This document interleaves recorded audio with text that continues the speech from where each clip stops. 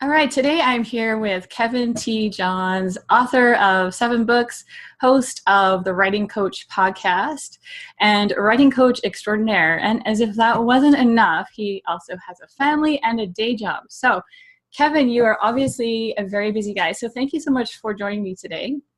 My pleasure. I'm thrilled to be here.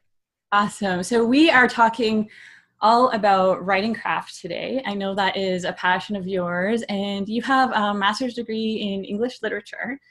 But I'm curious to know, when did you first get really interested in writing craft? I think it started, it's one of those things. It's always been an interest of mine. I've always loved kind of examining art and trying to figure out how it works. And I know there was a big point in my life in high school where I found a history book in the school library that was like the history of cinema. And I think it kind of opened my mind to this idea that art isn't like just this magical thing that pours out of you and comes into existence, but rather is part of like an industry and part of a history, and that, the movies they're making today are influenced by the movies that came before them. And so I grew up on Star Wars. We're recording this on Star Wars Day. That's like, I always loved movies and stories, comic books, all those things. But I think that book where I started to think about cinema in this historical context was kind of my first step into this understanding of looking at art in this larger context, and understanding that there's powers at work below the surface that impact how powerful a story is, or how culture and what's happening in culture at that moment can impact stories. So I think that's really the origins of it for me. And I never thought I'd be a novelist. I loved movies. I loved music. I was like, I'm clearly going to be a rock star or a Hollywood filmmaker. These are the only two routes my life could possibly go. And of course, it did not end up going in that direction, but I ended up a novelist. And so that passion for story carried on throughout. Yeah, I love that. And I just realized with you reminding me that it's May the 4th today. My kids have been saying it all week. They've been talking about May the 4th. So I love that you made that reference to Star Wars today. So that's awesome. Yeah, well, I think Star Wars is like a great example of the power of storytelling. Star Wars has been such a huge part of my life. And now to have my own kids and to be able to watch these movies with them, and it's not even about a movie anymore. It's like a piece of our culture, and more importantly, it's a piece of my life, and it just speaks to the power of story. Peter Mayhew, the original actor who played Chewbacca, passed away a few days ago. The announcement came out yesterday, and you could just see, it impacted me. It impacts thousands of people, because these characters were so iconic and such important parts of our lives. And so I probably wouldn't be a writer or a writing coach or any of these things if I hadn't grown up on stories like Star Wars that just inspired me and also kind of shaped my worldview. Yeah, for sure. And I hate to say it, I'm not a huge Star Wars fan, but I did watch Star Wars growing up, and it still did impact me as well, even though I'm not a diehard Star Wars fan. But yeah, it's so true, the power of story. And when you think of writing craft, there's so much to know. Like it encompasses so much. So when you're working with your clients, or even just chatting with people, where do you recommend people start if they want to improve their writing? I think the best place to start, there's kind of two parallel starting points. And one is just genre. One is just an understanding that there's certain types of stories, and that those stories have certain components that people are expecting. And I think that's a great place to start, because almost everyone is a fan before they're a creator.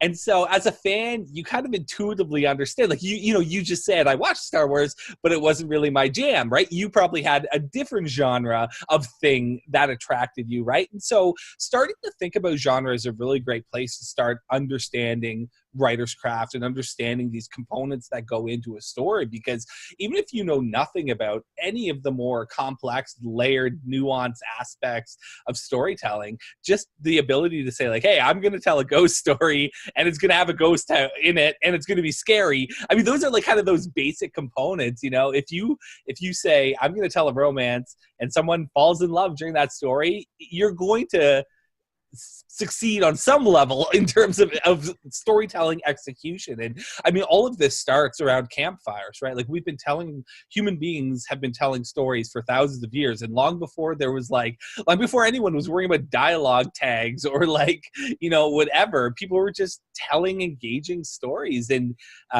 so I think that's a great place to start genre. But if you want to get more nerdy about it, like if you really are going to be a writer, I think a great place to start is story structure. I mean, I think for a lot of people, story structure really opens up their eyes to this idea that, oh, I don't just have to pour my heart out onto the page and hope it all works out. That I can kind of compartmentalize my thinking into little chunks. And I can also say, what are the types of things that should be happening at this point in the story? So I think if you can really get a great book on story structure, or even just watch a presentation where someone just breaks down at the most basic level, like the Hollywood 3-act structure, like a beginning and a middle and an end. I think that's a great gateway into thinking about story on a more intellectual level and thinking about story on a more mechanical level, and not to steal the magic from it and steal the art from it, but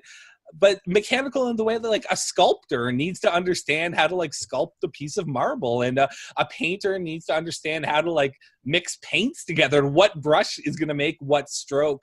I think story structure is a great way to start thinking about your craft, just in terms of what are the tools you have available to you as a storyteller.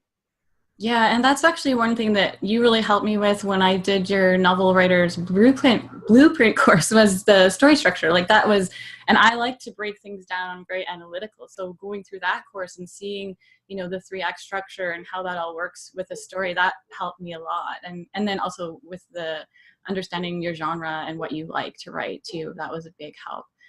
So apart from genre and story structure, when you're working one-on-one with your writing clients, do you find that there is common advice that you give to them, or does it really depend on what they're working on? Yeah, I mean, it is.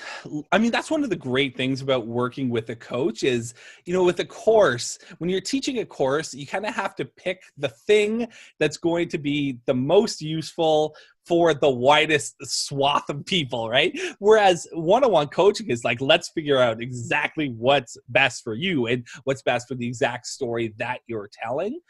So yeah, I mean, it really is individualized and personalized and dependent also on where the person is at in the story. But I think there is some real common things that I see throughout. Probably the biggest one being people almost across the board. Well, I would say across the board, people spend too much time on their first draft and spend way too much time overthinking their first draft and trying to get their first draft perfect. I've worked with dozens of writers one-on-one, and I've worked with hundreds of writers in group coaching situations and whatnot. And I can't think of any situation where I was like, whoa, slow it down. You're just writing this first draft too quickly.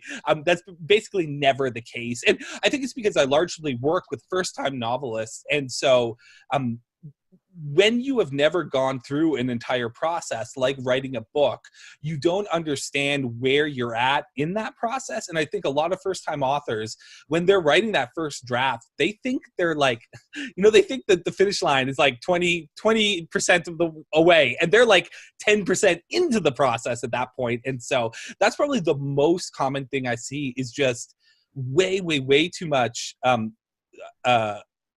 focus and energy put into a first draft, whereas I would much rather see someone throw something at the page, learn as they go, and then we fix it all in the revisions. Mm-hmm. I know that you're also really big on productivity, and I love the story that you shared about the Page Turners. So you have written 3 novels, and 2 are in the series The Page Turners, and if you could share just quickly your experience with writing the first Page Turners versus the second one, I would love for you to share that. Yeah, well, it's one of those funny things. Often when I talk to other writing instructors and I ask them about, say, their first book, they'll be like, oh my God, I can't believe how little I knew. It's kind of surprising how far you can get knowing absolutely nothing. But yeah, I mean, that first book I worked on for almost a decade. I mean, I finished grad school with a master's degree in English literature. And so what do? You start writing your novel, right? Like you finish your thesis, hand that in, defend it, and then you start writing your book. It's like what you do. But I did that, and then I did the exact same thing that I see so many other people do, which is just like, work it to death and work on it forever and ever and ever, and just spend way too much time on it.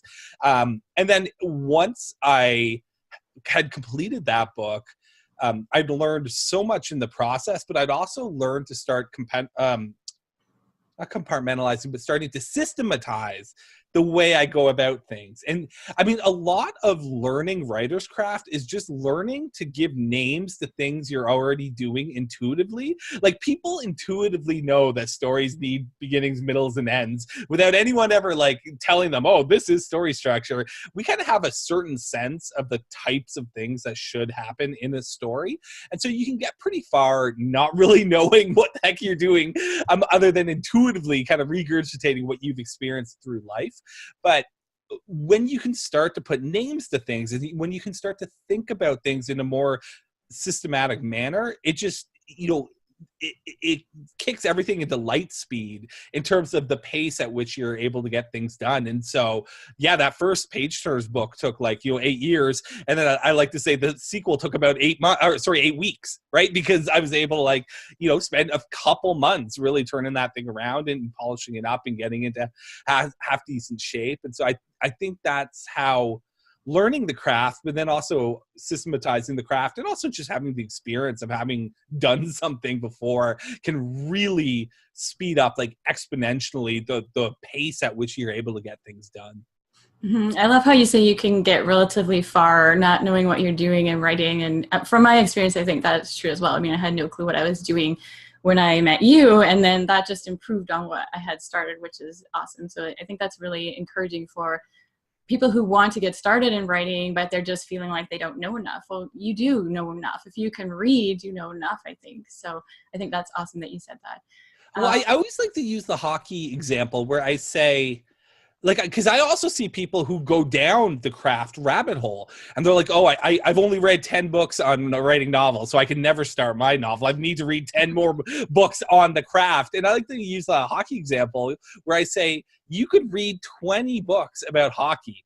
Guess what? When you strap on the skates and walk out on the ice, it ain't going to matter. You could know the best power play setup in the world. It's going to take you 5 years to learn how to skate half decently.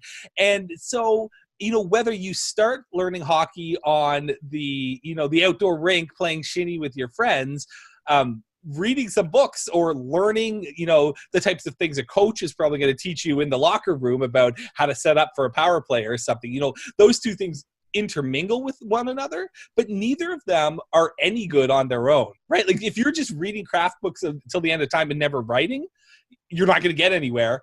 But if you are out there on the ice or putting words on the page as a writer, learning the craft, learning technique is just going to improve your skill set and make you a better hockey player or a better writer. Yeah, for sure. And you also have written books on the craft, and I've read your book, Novel Advice, which I'll share a link for everyone because they can grab it for free through your website, which is awesome.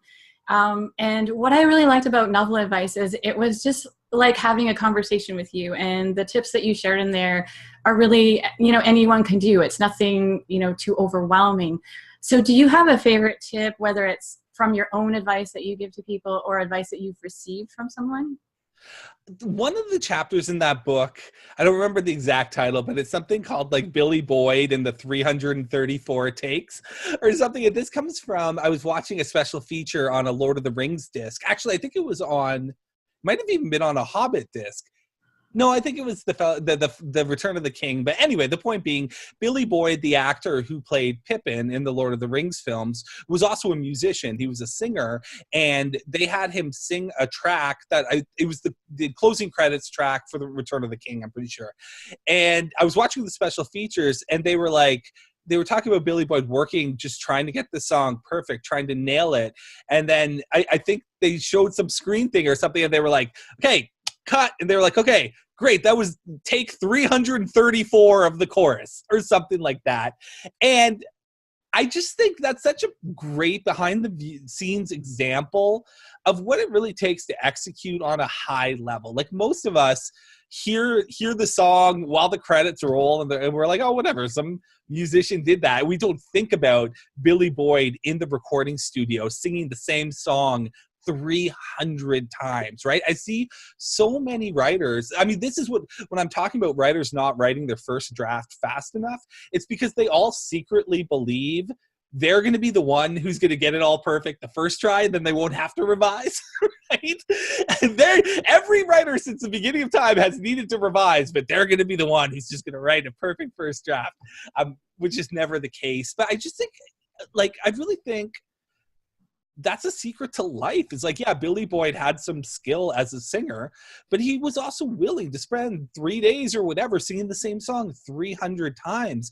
And whether you're a singer or whether you're a novelist, it's about doing the work and doing the work in that behind the scenes way that makes it look easy on the surface, but that's just because the people don't know you revised that scene 5 times or 30 times or 300 times. And so I just love that lesson and that idea of like, just give up on being for perfect the first try. It's never going to happen, but also be willing to do it 300 times. Like, and I promise you, if you do it 300 times, you're going to find success. There's, what's his name? Ray Bradbury. I love Ray Bradbury, one of my favorite writers. And he had a quote where he said, if you want to write a amazing short story, write one every day for a year, because it's impossible to write 365 bad short stories in a row, right?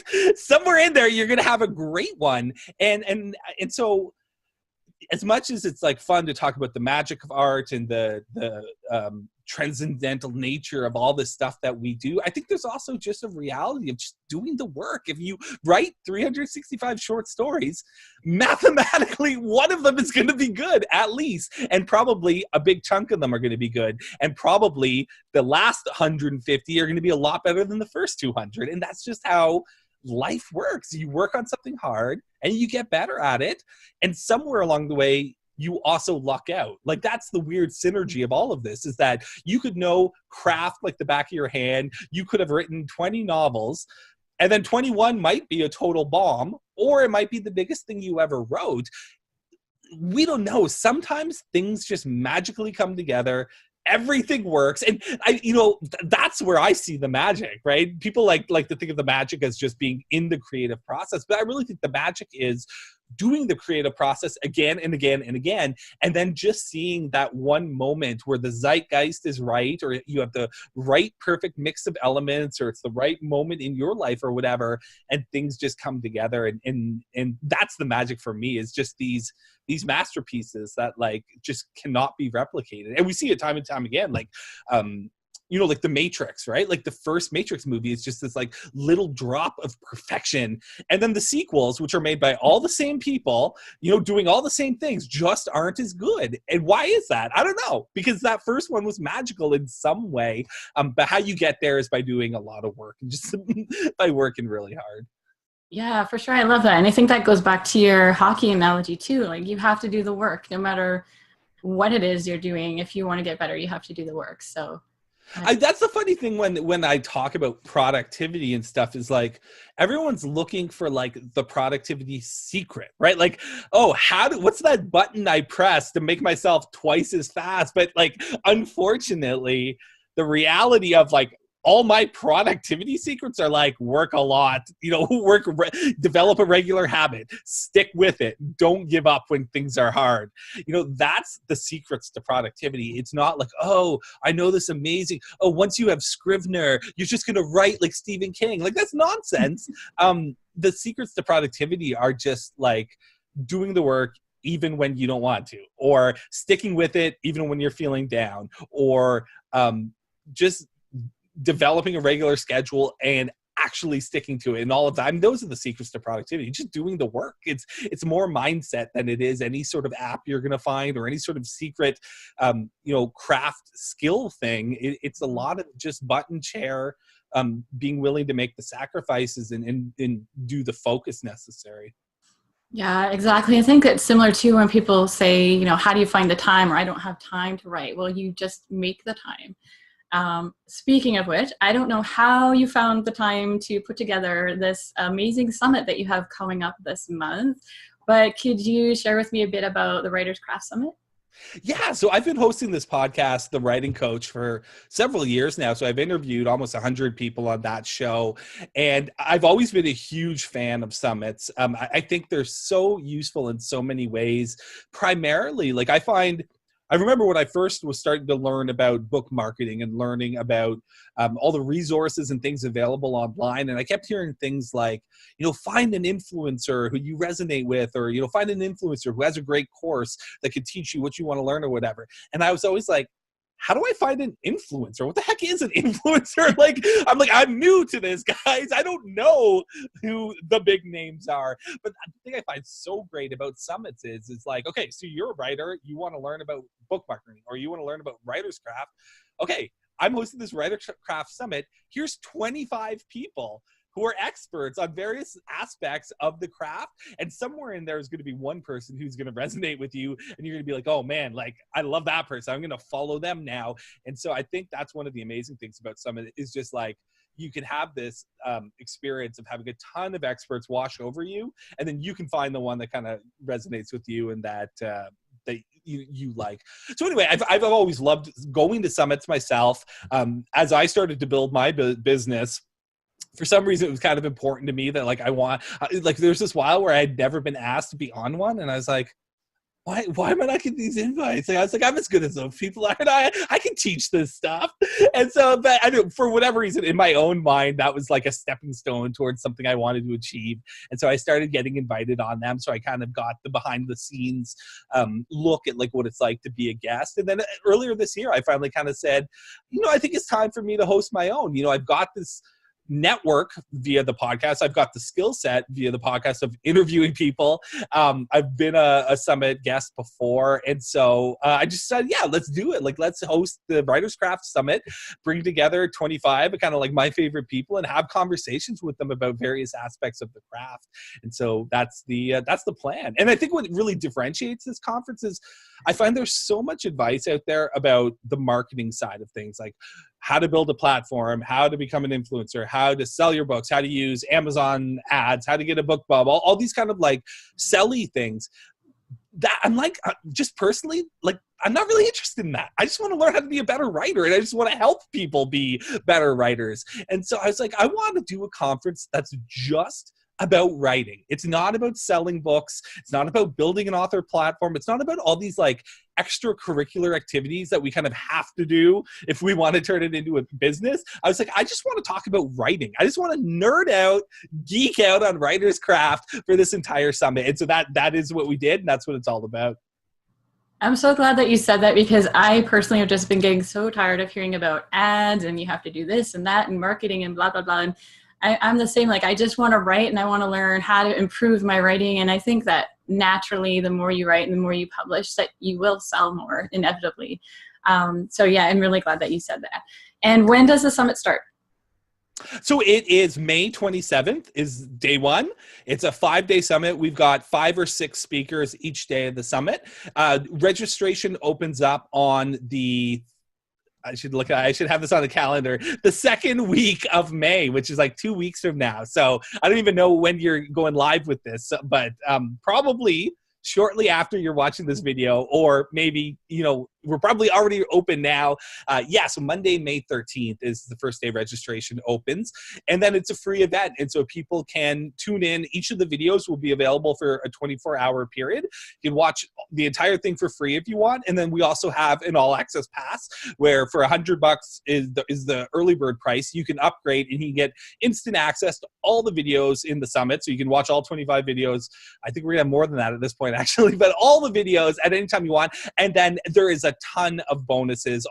Several of the experts have donated books, courses, audio sessions, like a ton of different things that go along when you get the all access pass. So, if people want to, carve out, take a week off work and just watch the whole thing for free, boom, you can absolutely do that. Or if you're someone like us who has kids and life and family to balance, and you maybe want to watch 1 or 2 sessions a week over the next couple months, there's always that all access pass option as well.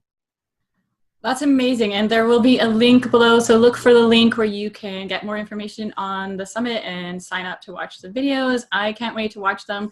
I'm thinking that that's kind of a good idea, taking a week off of work and just nerding out on writing craft. I love that.